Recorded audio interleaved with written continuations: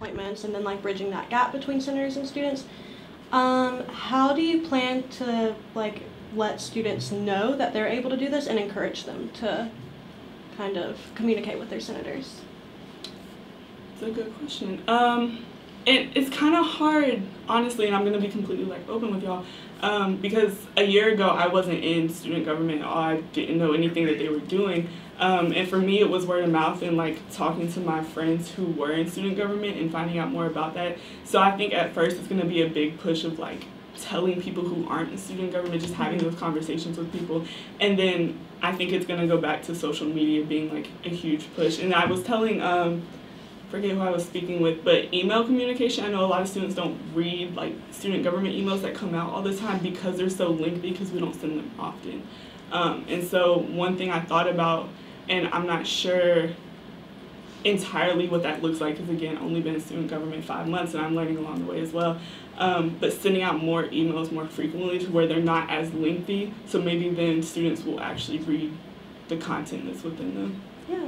And then continuing that transparency, how do you plan to kind of do that with the press? How do you think your interaction with student media will be? So I know like my first interaction with Daily Gamecock was within Senate.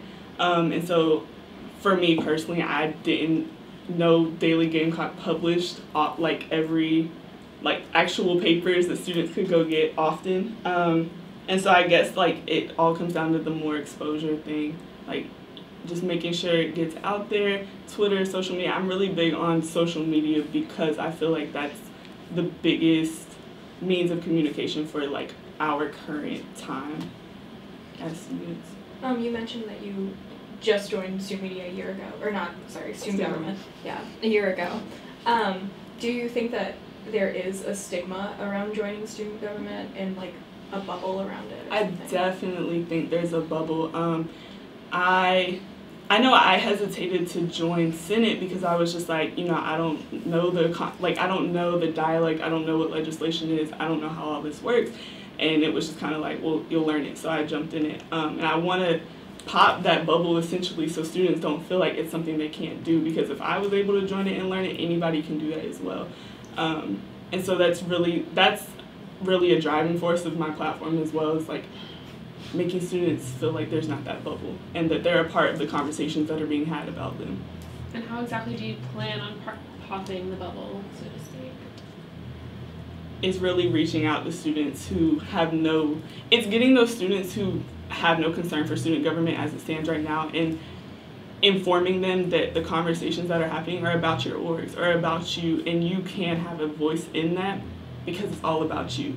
And so it's really pushing that. I'm going to be honest when I say I don't know exactly what it looks like right now. I know social media is going to be big for me, word of mouth is going to be big for me, but I think it's something that can happen and will happen.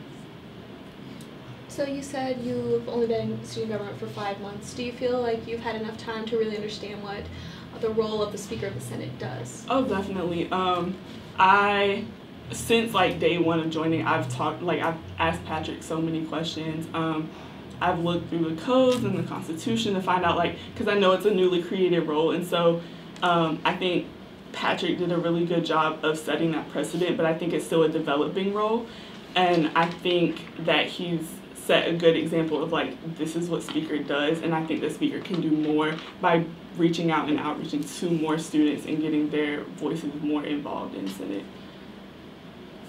As Speaker of the Senate, if you get elected, how would you hold your Senate members accountable if there were mistakes made?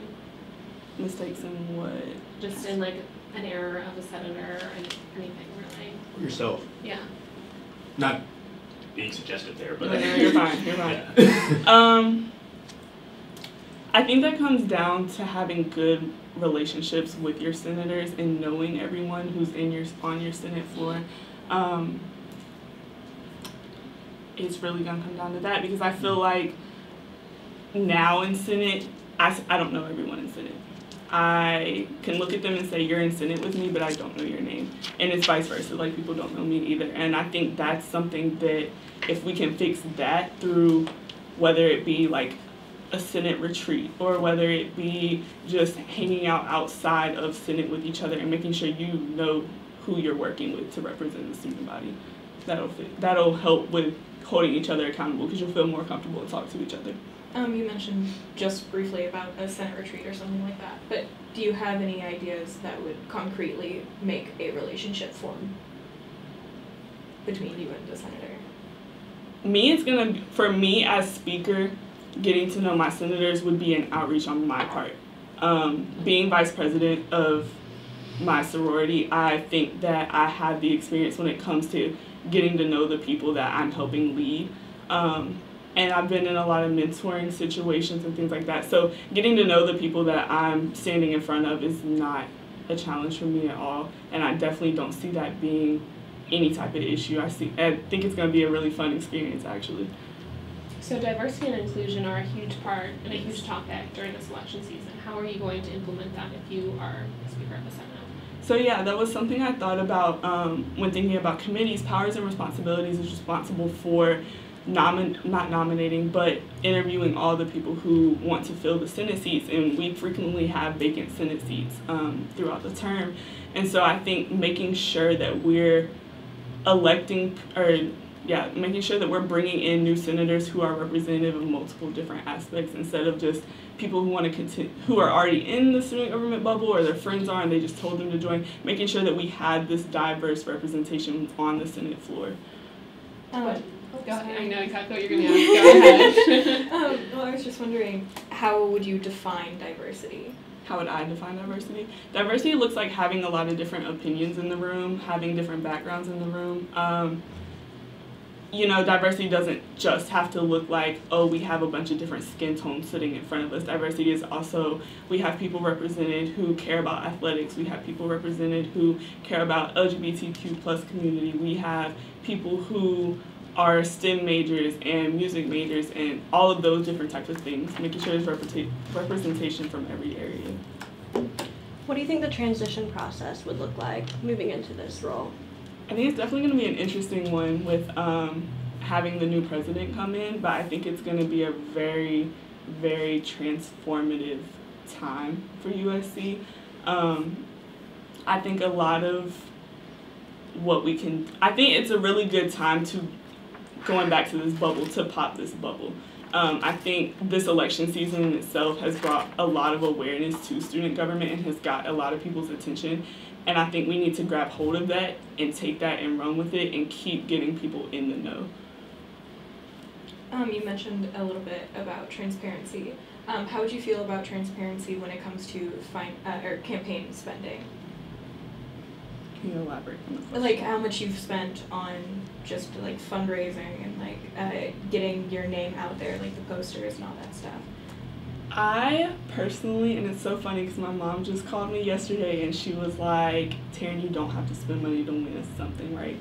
And so so for me, I didn't know 5 months ago I was going to be running for this. I didn't know 2 months ago. I didn't know a month ago that I would be running for this position, right? So I haven't saved up money for this. I haven't, this wasn't something in my plan. So for me, I haven't spent as much as I believe my counterparts did, but I also don't think that's hindered me at all either, because it really comes down to talking to people and telling people about what you're doing and showing face. I think that, on, when did we table? Wednesday. Today's Friday. On Wednesday when we tabled, me and some of my staff went into Russell and walked around and talked to people that were sitting down eating, and I got a lot of comments of, you're the first person I've seen in here. And so that stuck out to me a lot because I was like, oh wow, like, people just want to see you. Like, they don't want to walk in the rain on Green Street to come grab whatever you're giving them. They just want to talk to you. So that was a really good moment for me, and that and my mom talking to me really made me realize that the money doesn't matter, because as long as you're talking to people and being genuine with them, they're going to get your platform in their head. Would you be for a campaign cap then? I would. So kind of touching on transparency, student senate meetings are public, but not every student is able to attend them. How is that something that you would combat, making sure that students do know what's going on, even though that they're not there? Right, so this is actually under my accessibility platform, and I just didn't touch on it, but I want to expand the live stream sessions because it does live stream on Facebook, but people don't really use Facebook as much. Student government uses Facebook a lot, but again, that's not representative of the whole student body. So that goes back to live streaming on Instagram and Twitter, and maybe emailing a link at the beginning of the year to be like, hey everyone, Senate happens every Wednesday, just so people have a direct link for people who aren't on Facebook and then people who may not be on social media. Also improving the equipment, because I know when I go back and watch Senate, like it's kind of blurry, or like sometimes the sounds messes up. So improving that equipment so that it's better, it just looks better, and students can actually want to watch it and not be like, oh, I have to deal with this lagging and all that kind of stuff. What, I don't know what the student turnout looks like at student senate meetings, but is that something that you would like to see, like, numbers go up, like have more students that come in and kind of see for themselves? Yeah, I think for me, I'd love to see more students ask questions about what's going on before we vote on things. I know we've had a lot of guest speakers, and a lot of people do sit on Senate, but they're usually like either student media or it's people from student government. So it'd be nice to see more, but realistically, I don't think a lot of students are going to want to sit in on Senate meetings. So expanding that streaming on different platforms, I think would be huge. But yeah, asking questions, like I would love to hear more student input, because I know like for the experiential learning debate that we had in Senate, a lot of students heard about it after we had already voted on the piece of legislation that had to deal with it. And so it would be nice to have heard their input before we gave our input on it. And how are you going to get student input and kind of ask for that when if they don't necessarily know what's going on? I know there is a public information folder that I have access to because Patrick Ellis sent it to me, but I know that's not on the student government website. How are you going to get student input on stuff? And correct me if I'm wrong, but I think the student government, the public access folder that you're talking about is on Garnet Gate, but again, students don't know that, right?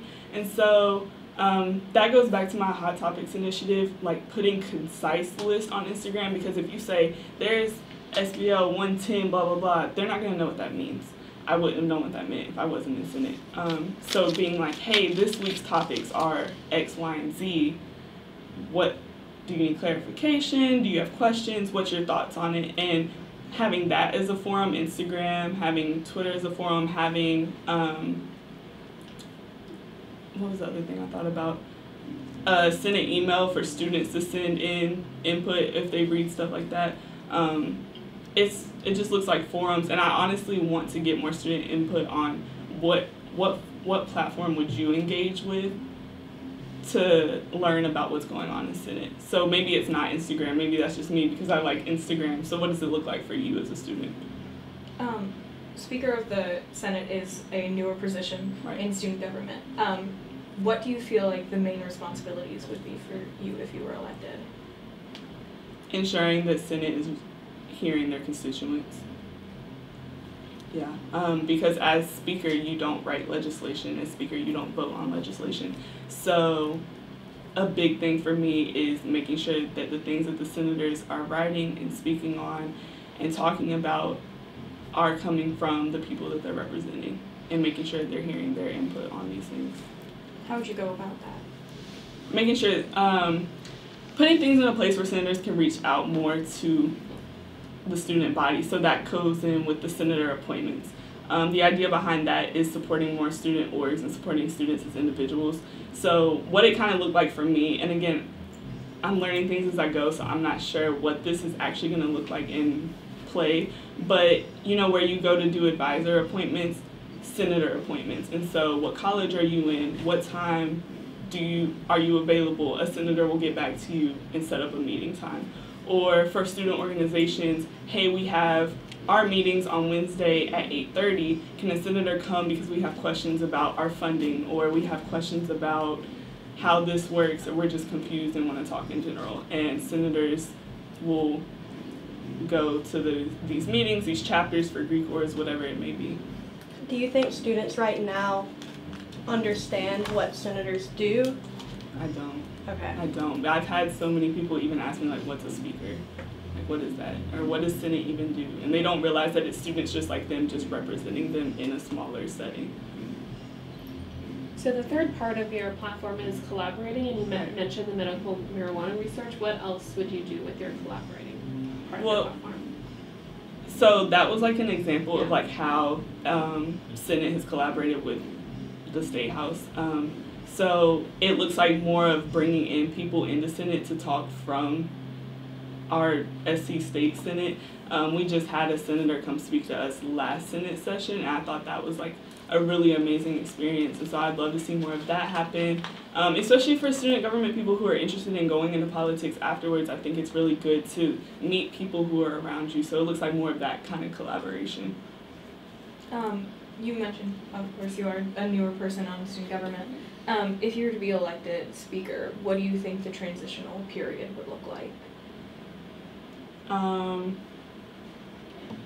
As far as myself transitioning into like a bigger role, I think it's going to be, I don't see it being bad at all. I see it being a really growing experience for myself. This whole election process in itself has been growth for me. I've never sat up and spoke in front of all the people like at the debate before, so it's all been something I've taken in, new things every day, and so I think it's going to continue to be a growth and learning experience for myself, but I think it's going to be a really good precedent for future student government elections, because I am someone new to student government. I am someone who joined 5 months ago and I didn't know anything about it a year ago, and so I think if I were to be elected, it would encourage more people to get involved with things that they see as this bubble that they can't be a part of. And you mentioned how you've never like spoken really in front of the full Senate. With your sorority and other things, do you think you have a lot of public speaking experience? Yeah, so I think when I said that, I meant more of like speaking in front of a group of like strangers, right? Okay. So yeah, because my chapter last year was 100 girls, and I stood up in the front and I spoke and gave reports and whatnot. So it's more of like that stranger speaking, which is weird, but again, like I've been doing it with org visits and stuff, so I've learned a lot from this, and I feel I'm so much more comfortable now than I was 2 weeks ago. And I think that I'll just continue to learn from that, and then I don't think it would ever be an issue in front of Senate, because again, I'm gonna know my senators. That's definitely like my promise to myself. I will know every single one of my senators.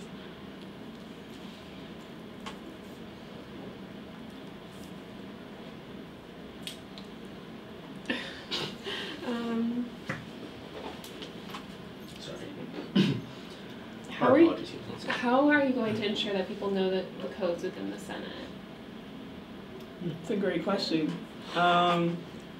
It's definitely one thing that I wish I would have had coming in, because I did join as an at-large senator. I applied for a vacant position, and I just kind of got thrown into it. So I never had any type of training. I never had any type of 30 minutes of, this is how Senate runs, this is the breakdown, that type of thing. So I think that, especially for new incoming senators throughout the term, is something that we need to have. We need to have some type of new senator workshop, whether it's every 2 weeks, 30 minutes after every Senate for any new member, whatever it has to be. But we definitely have to train people, I hate to use that word, but train people coming in on just what the role is and how it works, and let them know the structure of it all and where they can find the codes to go read them. And you mentioned there are like vacant spots. Do you want those all filled? Would that be a goal for you? It's definitely a continuing goal to make sure we have a full Senate, and that goes back to powers and responsibilities, just looking over and making sure that the people I don't want to fill seats just to fill seats, right? I want that diversity in the room. So, I mean, if we have 45 senators and 5 vacant seats, but it's everybody's friend group from this organization because they all just want to be in student government, that's not necessarily representative of everyone, right? So I want it full if the diversity is there. How do you plan to continue a relationship between the organization and between organizations in general and the Senate?